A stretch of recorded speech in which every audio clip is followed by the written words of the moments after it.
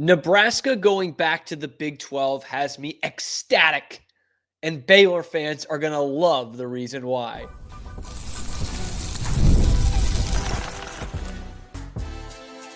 You are Locked On Baylor, your daily podcast on the Baylor Bears, part of the Locked On Podcast Network, your team every day. Hello there, Bears fans. Welcome to another edition of Locked On Baylor. We're going to cross it over with Locked On Big 12 as well on this episode. It's all brought to you by FanDuel. Appreciate you guys making it your first listen today and every day. I'm your host, Cam Stuart, of course, of ESPN Central Texas and The Cam Show on YouTube. Today, we are talking about Big 12 expansion, Nebraska going back to the Big 12. We would love a bit of that. Plus, is there too much of this conference representation in the College Football Playoff Committee now? And after my conversation with Drake, I'll talk about the player that the Bears and BYU are neck and neck for in the transfer portal and why he's so vital for both teams. All that and more coming up on this crossover edition. Locked On Baylor, Locked On Big 12. Let's start it right now. Welcome back, Nebraska.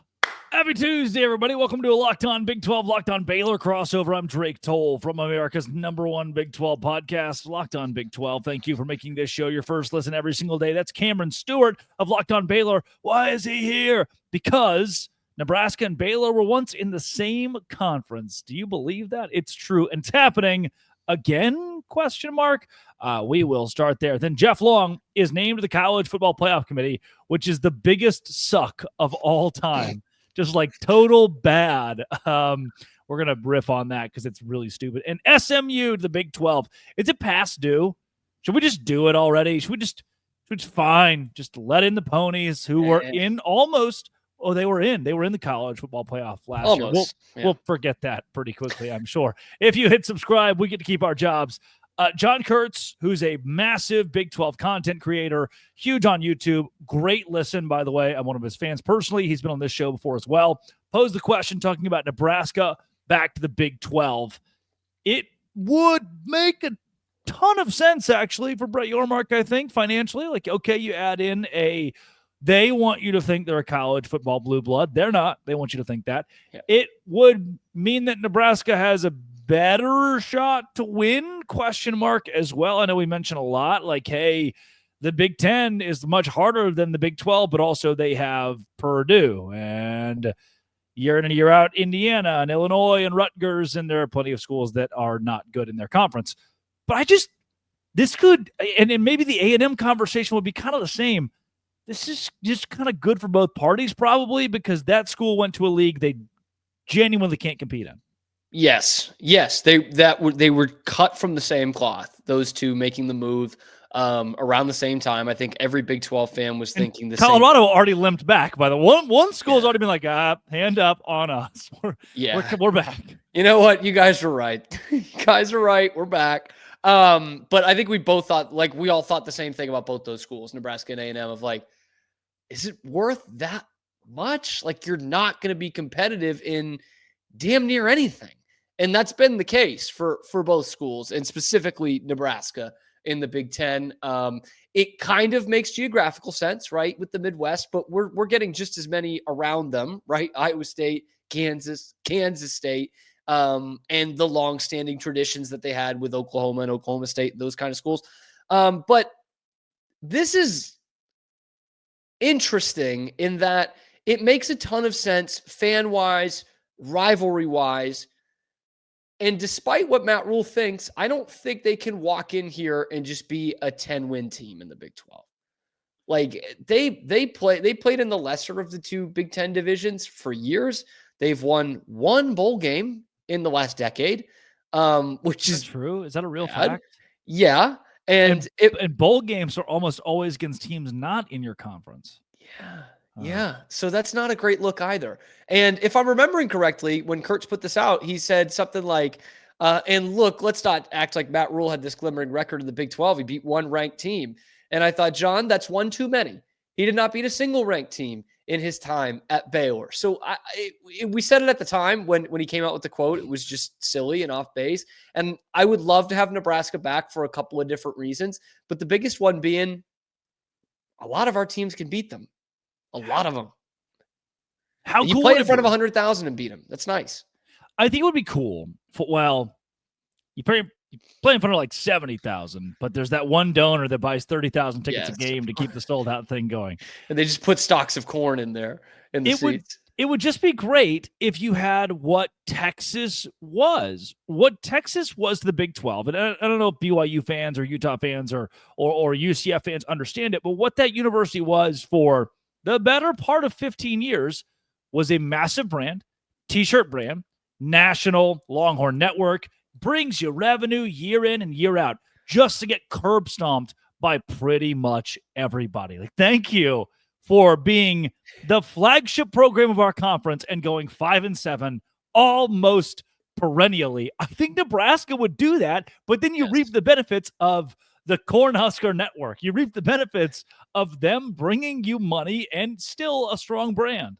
Oh, absolutely. Like the Nebraska fan base thinks it's still 1996 or so.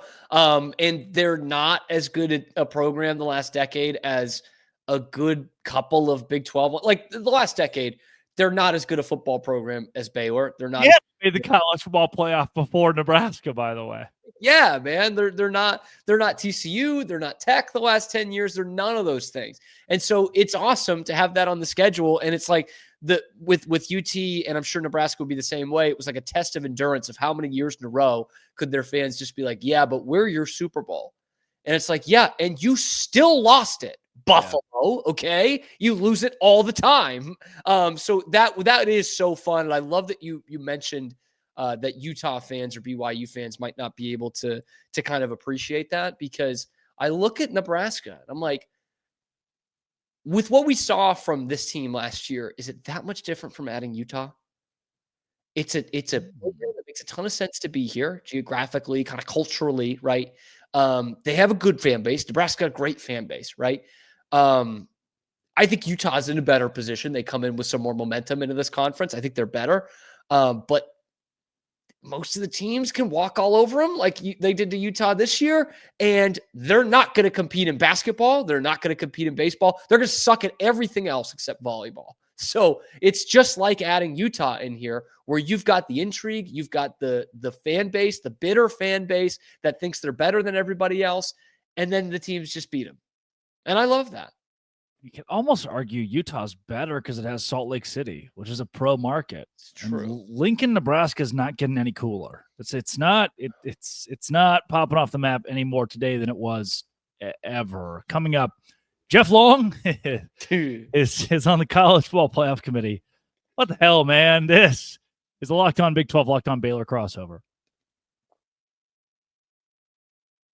Today's show is brought to you by, FanDuel. Why? Because FanDuel is exactly where I went to make money this past weekend on the Kentucky Derby. I said, hey, Sovereignty's there. I'm going to put money on him. And it won. FanDuel is also the place during the NBA playoffs, the NHL playoffs, where you can go place live bets. Which players are showing up in the biggest moments? You can actually track those and their trends to help build your next bet. And if you know who's heating up, why not back it up with a same-game parlay? A $200 bonus awaits you. That's exactly right. If your first $5 bet hits. New to FanDuel, it's the perfect time to sign up. Go to FanDuel.com, place your first $5 bet. If it wins, you'll get $200 in bonus bets every moment. Make it more with FanDuel, official sports betting partner of the NBA. It's Cameron Stuart of Locked On Baylor. Jeff Long is on the college football playoff committee. It's like he is the king of the good old boys. If they had a club, Jeff Long would be the figurehead of it. This guy schmoozed his way into power positions at Pitt as the athletic director in Arkansas. And then at Kansas, hired Les Miles and Bobby Petrino, two stand-up gents that are known for their love for family in America. And somehow, some way, this, I don't know if scumbag is the right word, but it's probably in there. This guy is back. The college football, but this just, we can dive into Jeff Long for a second, but I do want to get to at some point the total incompetence that this displays on behalf of the college football playoff committee, who has appointed the village idiot who has screwed everything up everywhere he's gone to be on their board. And who had already been on the committee, by the way. Was he the chair when they first started? The very original chair of the committee, Jeffrey Long, who hired Bobby Petrino and Les Miles. It's almost like that boss, like you get a new boss and they're like, oh, what about this guy? And you're like, no, this guy used to work here. He threatened everybody. Nobody liked him. We had to fire war him. crimes. Yes, he was like, he was threatening to light the business on fire. Let's not. But he's so qualified. Yeah, no, this really isn't a good idea. He's been run out of a couple of places here. Like this is kind of the. He was too aggressive for Lockheed Martin. They had to fire him at Lockheed because he was too creative. Oh my gosh. This is a classic American tale though. Like just failing upwards. And you just kiss the right butts and shake the right hands and you just fail into a board position. It happens with business people all the time. I'll give some credit here. Jim Tressel at Ohio State gets run out in scandal. He's been a university president for like 10 years. He seems to be doing a good job. It's like the best, cushiest job in administration. And he just hangs on to that for the rest of his life. It's like a, Supreme Court appointment. And that's what's going to happen with Jeff Long here. Mark my word, he's going to become the chair again. Gosh. He's gonna work his way to the top again. No. There's gonna be too many people. Like this whole Big Ten SEC thing is gonna get a little bit out of control. There's gonna be too many people that are straying too far away from football in their thoughts, and they're like, we need a football guy. Jeff Long has coached football. He knows how to pick football coaches. Definitely knows the ones with the seedy past, so maybe we can avoid them. He's gonna become the chair of the College Football Playoff Committee again. I really wish Jeff Long could be an AD again at a major university and hire Will Wade and just like first move. Like, you know what? Dave Bliss is going to be his second in command on God staff. bless. Urban Meyer, you're hired as the head football but coach. Only if you're bringing Bobby Petrino with you. This is just an example of Tiger Woods golf coach. We're gonna put him into the role. This is an example of an administrator who not the greatest guy, just kind of was there long enough, knew the right people, and gets to reap the benefits of that. He said in the press conference when he was at Kansas and had to fire Les Miles for being doing the things that you shouldn't do at LSU. And one of the reporters was like, hey, by the way, nothing you did at Arkansas worked out. All of your hires ended up being, terrorists. What do you and long stopped the question. Was like, what do you mean? What do you mean? What do you mean by not successful? What do you? And it was the great fact that you guys sucked at everything. The reporter said, "What you had a lot of unsuccessful hires." Long response. What do you mean by not successful? The guy was like, "Do I need to tell you what Bobby Petrino did? Should I recant those things back to you right now?" And Long responded with, "I've been a football coach for a long time, and that's why I feel like I'm qualified to be an athletic director." Which is a funny line, by the way, in and of itself. Like, I know that's saying the quiet part out loud, but it's like, I coached a sport. I can overlook all the sports now. I'm qualified. Hire me. And now he's leveraged that into a position with that's where I want to go with College Football Playoff Committee, who has once again shown their incompetence. It's like, hey, I don't even care about your politics, but remember when they were like, you know what? Condoleezza Rice. It's like, what? Everyone Where does was that even where come is this from? coming from? What does that mean? Like, there has to be people out there, man. There have to be. Yeah, the rest are just like standing ADs. Mac Rhodes of Baylor is one of them. It's like, you can't just find another AD. Like, you get the App State guy for all I care. Or Nick Saban. Just be like, hey, Nick, in retirement, can you meet once a week, 6 weeks out of the year, and just give us? That's great. Yes. Lee Corso. Lee, what? Why not? At the very least, he gets to entertain everyone. He's got wheel him out there and be like, Lee, tell us a joke. Not so fast. He's holding court in the playoff committee, the actual selection. He's just got the mascot heads on. Speaking of court, guys, are we going Boise State or Penn State? I would love that, man. Throw out the whole committee and do Mark May, Lou Love Holtz, this. Yeah. Reese Davis, and then it really becomes court. I don't remember the name of that show when they would dress up.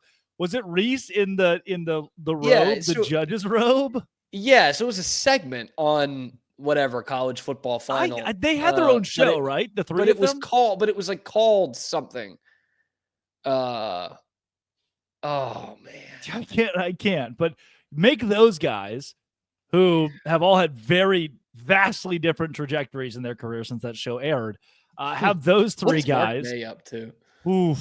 Probably just doing speaking engagements across the country because he just kind of can and live off of the ESPN days. That is in essence what the college football playoff committee is doing. Is they're showing their incompetence, and they're just like, I don't know. we were friends with him when he did this stuff. Like, yeah, he's been around. Like, that is the thing. Like, right now, what is he qualified for? Oh, hiring Rick Pitino? Like, you know what I mean? He hasn't been an AD in 4 years. Okay, he ran out in shame in the last 2 jobs. Mm-hmm. In 4 years in this era of college football, very different. It's just a weird. Like, you really couldn't have gotten anybody else. I need a documentary. You've seen The Disgraced one. I watched it again recently with Dave about Dave Bliss at Baylor, where Dave was like, "Yeah, Pat Dennehy, stand-up kid. I'm sorry, I repent." And then he looks at the camera and goes, "Cameras aren't running, right?" And they're like, "Sure, whatever." And he goes, "Druggie, total druggie, selling drugs." No, he really was a druggie. That's how it was. Like, kid really sucked. was. You don't even know. They all told me he's a druggie. Jeff Long seems like that kind of guy. He'd be like, "I've learned. I repent." And then camera goes off, and he's like, "I think Casey Anthony didn't do it." Yeah, you would totally be like, but Les didn't really do anything wrong. Yeah. I've known him for a long time. That's who we're adding to the committee, which is totally terrible. Coming up, good for college football. I love college football, man. I can't wait to add SMU to the Big 12. Long time coming, some say. Locked on Big 12, Locked on Baylor. Today's show is brought to you by Upwork. Upwork works for me. And scaling your business requires the right expertise at the right time. With Upwork, you can find specialized freelancers in marketing, development, design, and more. IT, AI, web development, flexibility with freelancers. Oh, I'm going to hire somebody full-time. Oh, W-2. Upwork helps you find the right talent, freelance, who can work for very, just work in a much easier way. I personally freelance a ton because it's easier on not just the employer, but also kind of the employee. Posting a job is free and simple. Upwork finds affordable, top-tier freelancers to scale my business efficiently. Upwork.com. Post your job for free. UPWORK.com. Upwork.com to connect with top talent and grow your business. Do it today with Upwork. Jaquin McIny, an interesting story out of the transfer portal. Defensive lineman, technically out of Arkansas State, although he's never suited up a game for Arkansas State, back in the portal, and he has half the Big 12 coming after him. Obviously, Baylor said last week they were looking, or Dave Aranda said that Baylor was looking for more beef on the defensive line, getting some more depth in there. Well, here you've got a 6'2", 300-pound kid who's got a couple of years of eligibility left. He played at the JUCO level. And in his final 5 here, Baylor, BYU, Oklahoma State, Arizona State, and Miami. 4 Big 12 teams, and possibly a future one in Miami if you're into that kind of thing, which is very interesting because he went into the portal in December, and his offers were Utah State, App State, Southern Miss. Obviously, he goes to Arkansas State. No disrespect to those programs, but for a guy to have not played a game in that time since committing to Arkansas State in December to now early May, it's a little bit odd to have your prospects jump up that much to the Big 12, to a college football playoff team last year in Arizona State. And here we go again, Baylor, BYU in the crosshairs. Football, basketball, don't matter, man. They just keep getting in each other's way. Both these schools need some defensive line depth. BYU probably a little bit more than Baylor does right now. But the Bears, of course, losing Brendan Bett 2 weeks ago to Florida. They've beefed up the interior of the defensive line. We know there needs to be a better pass rush. Matthew Fobbs-White from Tulane will hopefully bring some of that with him. But you can beef it up even more with a guy like Jaquin McIny. And he's, again, this is going to tear up the Big 12. I don't know who it's going to be. I don't know who's going to be the most PO'd here, but this is absolutely going to draw the ire of Big 12 Twitter wherever he goes, even if it is Miami. But we know that Oklahoma State's been in the crosshairs of BYU recently in the transfer portal. Baylor, of course, has, mostly on the basketball side. Arizona State had the controversy with BYU last football season with the recording in the locker room. So it's like, man, we have got all these teams kind of intertwined, tied in together, going for this one, portal prospect at this point. But again, I think this is a pretty interesting indication of what the portal is now. That Arkansas State was like, heck yeah, man. We got a guy from Hutchinson Community College, JUCO national champion, played 2 years there. We beat him out, or we beat out some of our recruiting rivals, right? Be it, App State or Utah State or some of those other teams. And before he even plays a game for you, he just goes through spring football, probably going to be a starter at a school like that. And how are you going to compete with that? Now there's 4 Big 12 teams and an ACC team going after him. Brands, man. BYU, Oklahoma State, Miami. Right? Legit big-time college football programs going after him now. It's a really tough world to compete in. And we're seeing that more and more. These guys who sign somewhere in the early portal window and are out by the next portal window. I would love to get Jaquin McIny on my team. I really would, but I do think we need to curb that. Like if you commit to somewhere and enroll somewhere, you need to be there for a year. You have to at some point. There's no coaching change here. There's nothing like that. I can't blame him. I can't blame him under the rules that they are right now. I can't blame the kid or anybody that's pulling this off. But suddenly, your prospects go way up and your chances at making money go way up. And from the time he committed to Arkansas State to now, there's new rules on his eligibility for being a JUCO guy. That changed in that time frame. So I get it. I'm not trying to knock the player for it or knock any of the teams going after him. That's just the way it is right now. I feel for Arkansas State. I do. But that is something that the people that work the portal committees need to really look into. Because this is the situation more so than the athlete is leaving the team high and dry in May. Who's Arkansas State going to get in May? JUCO, it's different. It's not as easy to go get a kid in May as it would have been in December, or getting from a Power 4 Division I school. It's not easy. But look, for Baylor, this would be a nice addition.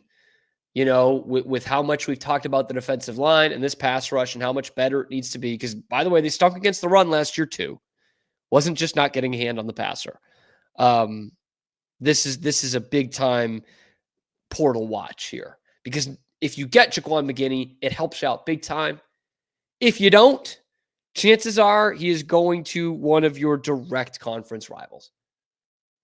I don't know that Oklahoma State is going to make the jump to be in contention for the Big 12 championship this year. Although Arizona State was picked to finish last year, right?